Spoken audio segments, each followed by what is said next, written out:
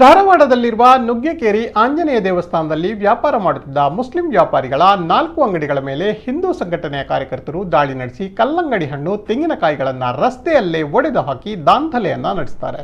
ಇದೇ ಸ್ಥಳದಲ್ಲಿ ಕಳೆದ 15 ವರ್ಷಗಳಿಂದ ವ್ಯಾಪಾರ ಮಾಡುತ್ತಿದ್ದ ನಬಿ ಸಾಬ್ ಎಂಬುವರ ಅಂಗಡಿ ಸೇರಿದಂತೆ ಇತರೆ 4 ಅಂಗಡಿಗಳಿಗೆ ಹಾನಿ ಮಾಡಲಾಗಿದೆ. ಅಂಗಡಿಯಲ್ಲಿದ್ದ ಕಲ್ಲಂಗಡಿ ಹಣ್ಣು ತೆಂಗಿನಕಾಯಿ ಒಡೆದು ಹಾಕಲಾಗಿದೆ. ವಿಷಯ ತಿಳಿಯುತ್ತಿದ್ದಂತೆ ಸ್ಥಳಕ್ಕೆ ಪೊಲೀಸರು ದೌಡಾಯಿಸುತ್ತಾರೆ. ಕಳೆದ 15 ದಿನಗಳ ಹಿಂದೆ ಶ್ರೀರಾಮ ಸೇನಾ ಕಾರ್ಯಕರ್ತರು ಆವರಣದಲ್ಲಿ ಹಿಂದೂಯೇತರ ಅಂಗಡಿಗಳ ವ್ಯಾಪಾರಕ್ಕೆ ಅವಕಾಶ ಕೊಡಬಾರದು ಎಂದು ಮನವಿಯನ್ನ ನೀಡಿದರು.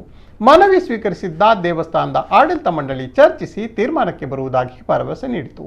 ಆದರೆ ಈ ಕುರಿತು ದೇವಸ್ಥಾನ ಸಮಿತಿ ಯಾವುದೇ ಕ್ರಮ ಕೈಗೊಳ್ಳದ ಹಿನ್ನೆಲೆಯಲ್ಲಿ ಏಕಾಏಕಿ ಹಿಂದೂ ಪರ ಸಂಘಟನೆಗಳ ಕಾರ್ಯಕರ್ತರು ನುಗ್ಗೆಕೇರಿಗೆ ಬಂದು ಮುಸ್ಲಿಂ ಅಂಗಡಿಗಳ ಮೇಲೆ ದಾಳಿಯನ್ನ ನಡೆಸುತ್ತಾರೆ. ಘಟನೆ ಬಗ್ಗೆ ಪ್ರತಿಕ್ರಿಯಿಸಿದ ನಬಿ ಸಾಬ್ ಅವರು, ಒಟ್ಟು 6 ಕ್ವಿಂಟಾಲ್ ಕಲ್ಲಂಗಡಿ ಹಣ್ಣು ತಂದಿದ್ದೆವು. ಅದರಲ್ಲಿ 1 ಕ್ವಿಂಟಾಲ್ ಮಾರಾಟವಾಗಿತ್ತು. ಉಳಿದ 5 ಕ್ವಿಂಟಾಲ್ ರಸ್ತೆಗೆ ಚೆಲ್ಲಿ ಚೂರು ಚೂರು ಮಾಡಿದ್ದಾರೆ. ಕೈ ಎತ್ತಿ ಬಿಡ್ತೀನಿ, ಕೊಂದು ಬಿಡ್ರಿ ಎಂದು ಕಣ್ಣೀರು ಹಾಕಿದರು. ಈ ವಿಚಾರ ತಮ್ಮ ಗಮನಕ್ಕೆ ಬಂದಿಲ್ಲ ಎಂದು ಕ್ಷೇತ್ರದ ಅರ್ಚಕರು ಕೂಡ ಸ್ಪಷ್ಟನೆ ನೀಡಿದ್ದಾರೆ. ಅದೇನೈತೆ ಅದು ಭಗವಂತ ಗೊತ್ತ್ರಿ. ಮುಂದೆ ನಾವು 15 ರೀ.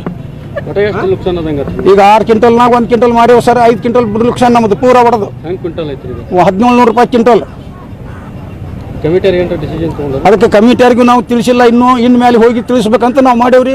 ಇನ್ನು ಕಮಿಟಿಯರ್ ನಾವು ಏನಂದ್ವಿ, ಈಗ ಅನ್ಕತ್ತಕ್ಕೆ ಈ ಜಾತ್ರೆ ಆಗೋ ಮಠ ಬಿಟ್ಟು ಇಡುನು ಅಂತ ಅಂದಿದ್ರು ಅವರು. ನಾಳೆ ವಾರನ ಐತ್ರಿ, ಆದ್ರಕ್ಕೆ ಇಡುನು ಅಂದಿದ್ರು. ಅದ್ರೊಳಗೆ ಇವ್ರು ಮಾಡಿ ಹೋಗಿದ್ರಲ್ಲ ಕೆಲಸನ, ಅದ್ರೊಳಗೆ ಇವ್ರು ಮಾಡ್ಯಾರ. ಈಗ ಕಮಿಟಿಯರ್ ಅವರು ಅಂದಾರ ಇದಾದ್ರಕ್ಕೆ ನಾವು ಮಾಡೋನು ಒಂದಿಷ್ಟು ಮಾತಾಡೋಣ ಅಂತೇಳಿ. ಈಗ ನಾವು ಮತ್ತೆ ಈಗ ಹೆಂಗೆ ಮಾಡ್ಬಿಟ್ರಿ ನಾನು ಅಂದ್ರೆ ಬಡವು ಎಲ್ಲಿ ಉಳಿ ಹಂಗ್ರಿ ದೈವಕ್ಕೆ ನನಗೆ ಹಂಗ್ರೆ ಕೊಂದ್ಬಿಟ್ರಿ ಹಂಗ್ರಿ ಎಲ್ಲರೂ ಕೂಡಿ ಕೈ ಎತ್ತಿ ಬಿಡ್ತೀನಿ ರೀ. ಕೊಂದ್ಬಿಟ್ರಿ ದೈವನ ಕೊಂದ್ಬಿಟ್ರಿ ನನ್ನ. ಶಿವಸೇನೆ ಏನಂತಾರಂದ್ರೆ ಎಲ್ಲ ಏನಂತ ಹೇಳ್ಬೇಕ್ರಿ. ನಮ್ಮ ಅವ್ರು ನನಗೆ ಆತ್ರಿ ಹಣ್ಣು ನೋಡಿಕೊಂಡು ಅಳಾಕ್ ನಿಂತೇವ್ರಿ ನಾವು. ಎಲ್ಲ ನಾವು ವಿಚಾರ ಮಾಡಿಲ್ಲಪ್ಪ.